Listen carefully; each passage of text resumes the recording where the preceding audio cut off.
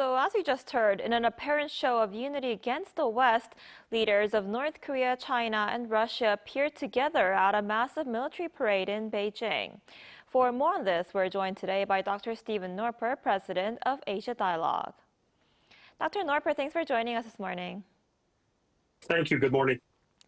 So we saw a dramatic picture in Beijing yesterday with North Korean leader Kim Jong-un and Russian President Vladimir Putin walking shoulder to shoulder with Xi Jinping, the first time that the three leaders appeared together in public, right? What message were they trying to send to the West, and could this possibly bring a change to Trump's diplomacy?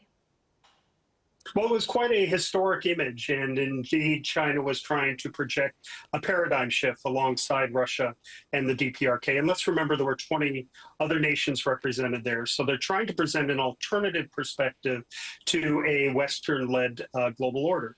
And that would be one where China and Russia, and to some extent North Korea and their other allies, meet and work together.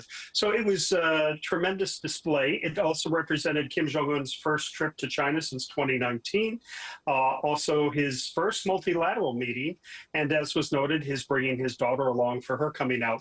So it really was quite historic in that way. We also saw a tremendous amount of military hardware on display during the military parade, and that should give pause, as it was intended, to the U.S. and its allies, to include Korea and Japan. Right. Like you just said, the parade was largely aimed at showing off China's growing military power. They unveiled hundreds of new weapons and, featured a lot of new troops, 10,000 troops. How would you assess China's military strength, and what does this mean for the rest of the world?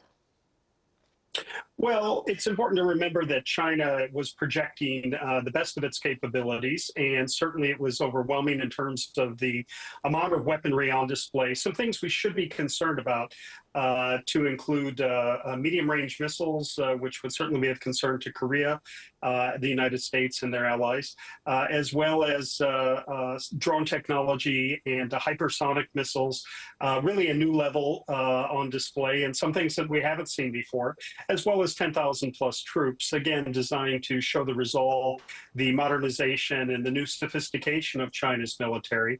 That will give a lot of people pause. Let's also remember, though, that not much by way of Chinese equipment has been battle tested. There's a long time before there would be actual deployment, and so there are some limitations we should keep in mind. As well, when we think about the broader alignment that you mentioned, there are differences, as was emphasized in the precursor piece, that there are differences among China, North Korea, and Russia.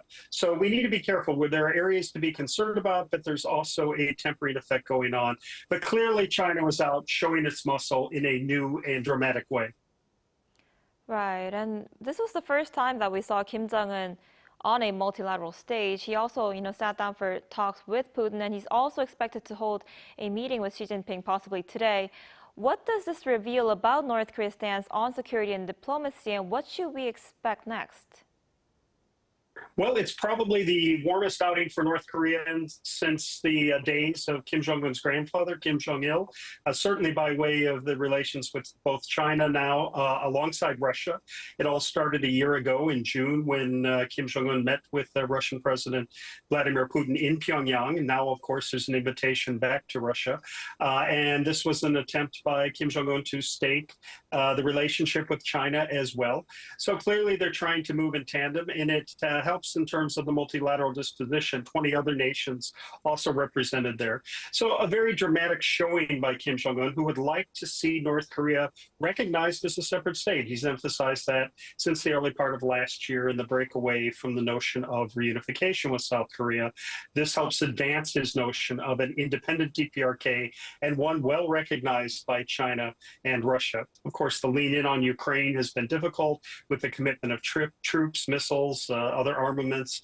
And so this shows a new face, a new dimension to our regional and global security. And what also caught a lot of attention was Kim Jong-un's daughter, Kim Ju-ae, who arrived in Beijing with her father. And many say she could be North Korea's next leader. And this is her first public trip outside North Korea. What makes her appearance in China so important? Well, it seems to be dramatically important in terms of an uptick of recognizing her presence in Kim Jong-un as a likely successor, or at least the father's preferred one for the moment. And we have seen her out really since 2022, touring factories and military outposts with Kim Jong-un. This, though, is a presentation much more dramatic on the global stage alongside her father. Chae Sun-hui, the North Korean foreign minister, is there behind her. Dramatic that Kim Jong-un is comfortable to have these women in his life and in positions of importance.